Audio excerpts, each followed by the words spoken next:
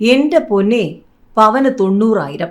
സ്വർണം ചരിത്രത്തിലെ ഏറ്റവും വലിയ വില പിന്നിട്ടിരിക്കുകയാണ്.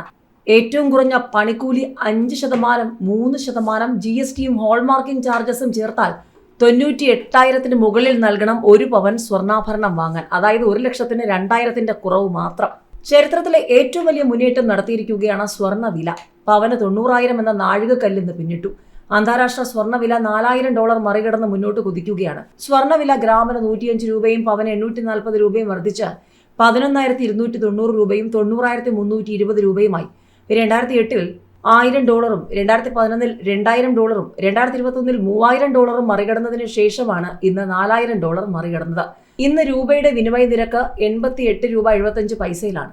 അന്താരാഷ്ട്ര സ്വർണ്ണവില $4,015.